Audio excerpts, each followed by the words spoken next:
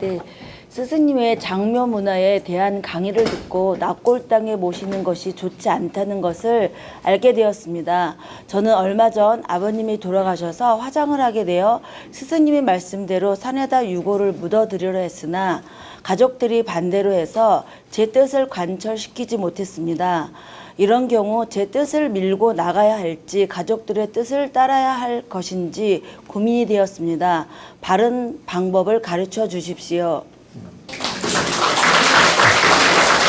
자, 불과 몇 년 전만 해도 30%는 매장을 하고 70%가 화장을 했어요.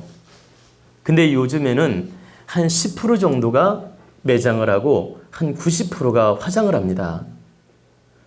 급속도로 변해가고 있죠. 그래서 요즘에 한 90%가 이제 화장을 하는 시대입니다. 그러면 이제 화장을 하면 이 납골당에 이렇게 지금처럼 모시는 분도 있고 또 이렇게 산에다 모시는 분도 있고 뭐 때로는 뿌리는 분도 있고 다양하지 않습니까?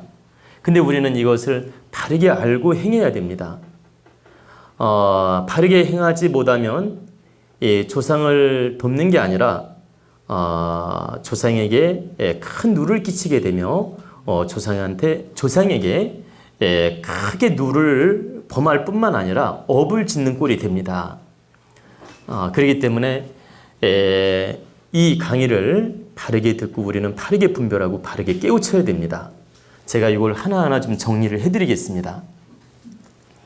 자, 90%가 화장 시대인데 이 화장을 하면 그 납골함에 담아가지고 그 국가공원묘지의 납골당에 모시는 경우도 있고 또 개인 납골당에다 모시는 경우도 있고 아파트형 납골당에 모시는 경우도 있고 사찰의 납골당에 모시는 경우도 있고 또 천주교 그 납골당 이런 성당 납골당에 모시는 경우도 있고 다양하지 않습니까? 이렇게 다양한 그 시설을 만들어서 모시는데 우리는 이걸 바르게 깨우치고 행해야 됩니다. 자,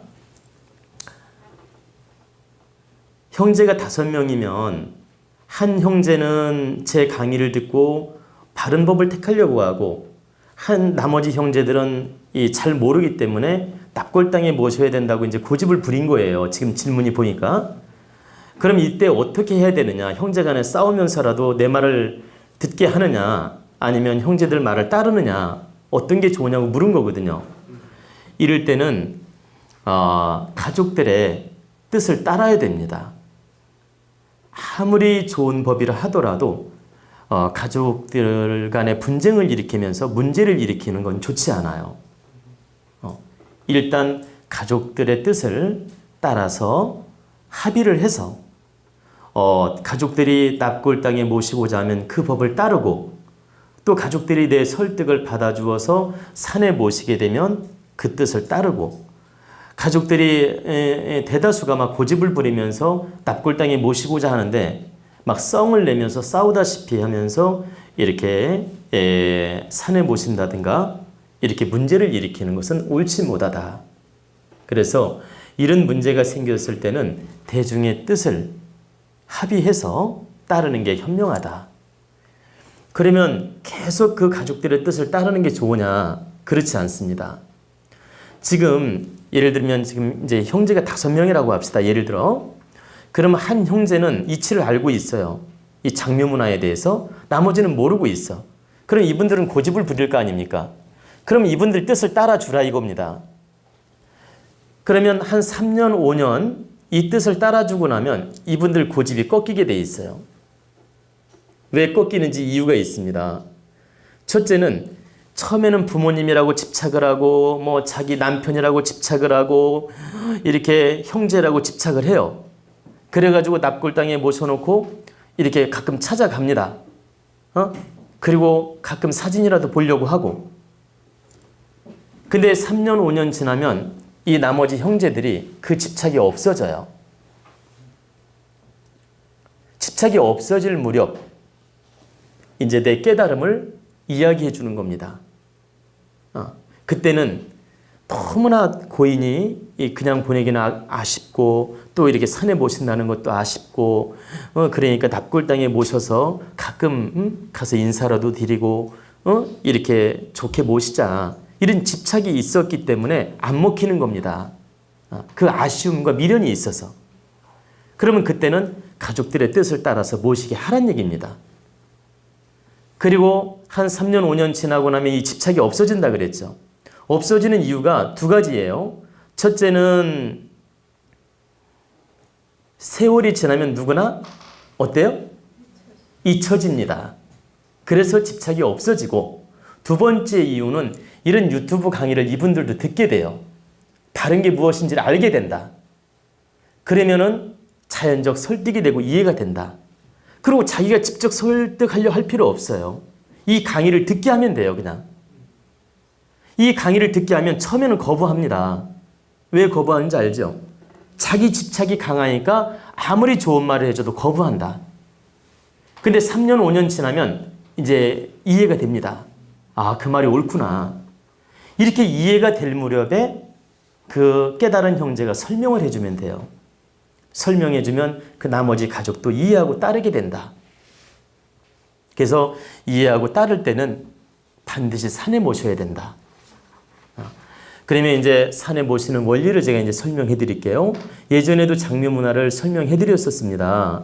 근데 다시 한번 상기시키는 차원에서 정리를 해 드릴게요. 자, 화장을 하면 유골함에 담아서 납골당에 이제 모시게 되면 요즘은 시설이 잘 돼서 한 10년은 갑니다. 예전에는 5년만 가도 벌레 생기고 물 생기고 했어요. 습기 생기고. 그런데 요즘에는 이렇게 납골당도 좀 이렇게 시설이 좋아가지고 요즘에는 한 10년 정도는 갑니다. 근데 10년 넘으면 아무리 시설을 잘했어도 벌레 생기고 습이 생기고 문제가 생겨요. 그래서 이 납골당에 모신 유골을, 그러니까 제 얘기는 가족들이 반대해서 납골당에 모셨을 때 처리 방법이 있고 처음부터 화장을 해서 모시는 방법이 있기 때문에 제가 두 가지를 좀 다 설명을 해드리겠다는 얘기입니다. 자, 그러면 첫 번째, 화장을 해서 바로 유골함에다 담아서 이제 조상을 모실 때 어떻게 하느냐? 내 땅이나 내 산이나 내 고향이나 이 내 땅이 있으면은 그 유골함을 잘, 요즘엔 썩는 항아리가 있습니다. 이렇게 흙하고 금방 돌아가는, 그러니까 흙으로 돌아가면 금방 썩는 항아리가 있대요, 요즘에. 그럼 이런 잘 썩는 항아리 이에다가 유골함을 잘 담아서 이렇게 내 고향에 내 땅이 있으면은 내 땅에다가 한 1m 있죠. 1m. 1m면 석자 세치입니다. 1m를 파고서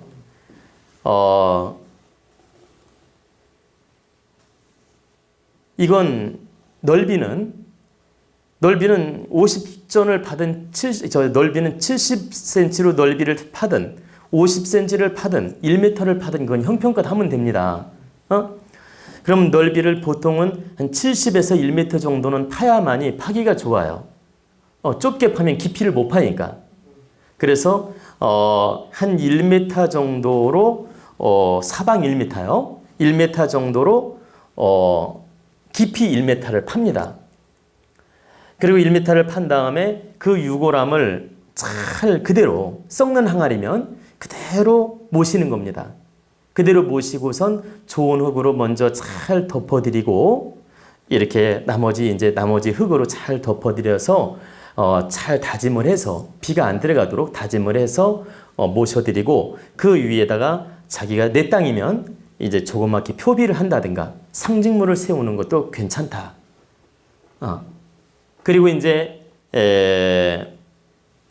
항아리에 담지 않고 그걸 창호지에 잘 싸서 똑같이 1m의 깊이에 파고 그대로 창호지채 묻어드리는 것도 방법이고요. 그럼 창호지에 싸서 묻어드리게 되면 자연으로 더 빨리 돌아가게 되죠.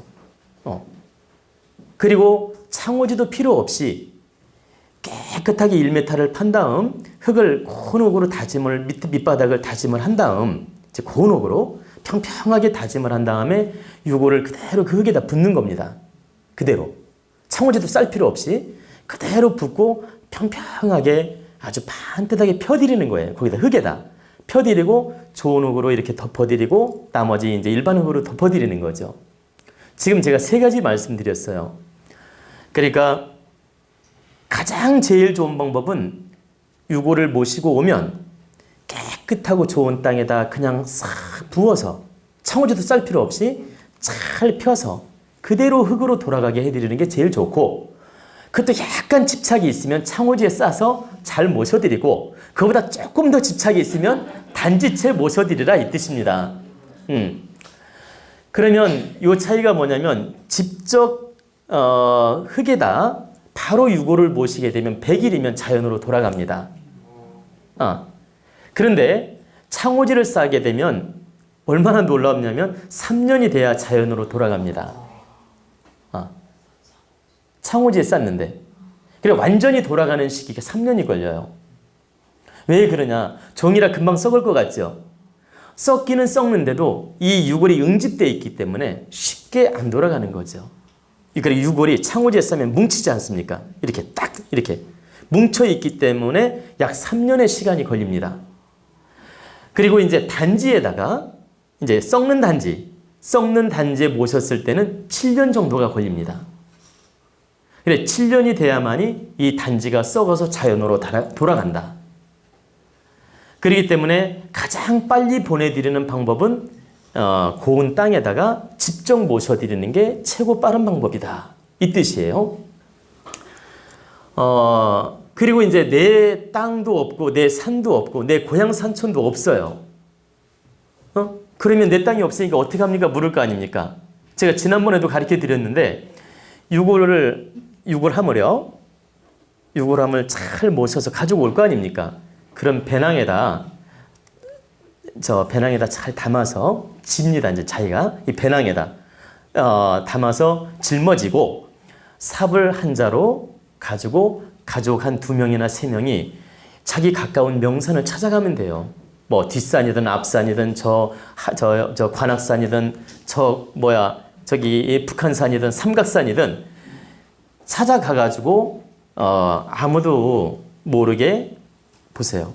양지 바르고 토질이 좋은 데가 있을 거 아닙니까? 양지 바르고 좋은 데를 찾아서 이렇게 모셔드리는 겁니다.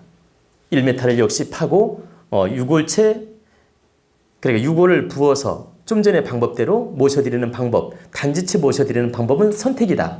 그건 알아서 하면 된다. 이렇게 모셔드리는 게 옳다. 그리고 이제 그때는 비석을 세우면 알게 되니까 비석을 세우지 말고 그 주변에 소나무가 됐든 그 주변에 바위가 됐든 그 주변에 상징물을 이제 우리 조상의 표상으로 삼으면 됩니다. 그럼 다음 찾아갈 때 그 표상물을 보고 알 수 있으니까. 그래서 그 표상물로서 수목장이라 말을 해도 되고, 수목장이라 말을 해도 되고, 그냥 산에다 안장시켰다 이렇게 관념을 가져도 된다. 이해가 되시죠? 수목장이라고 하니까 나무 밑에 뿌리 파고 있지 이렇게 뿌려드리고 나무 밑에 거름 줘야만이 되는 줄 아는데 천만에 그렇지 않습니다. 이건 무식한 사람들이 하는 짓이에요. 어찌 사람의 유골을, 그 성스러운 유골을 갖다가 나무 거름 준다는 개념을 갖냐 이 말이에요. 이건 모자란 사람들이 생각하는 방법이다.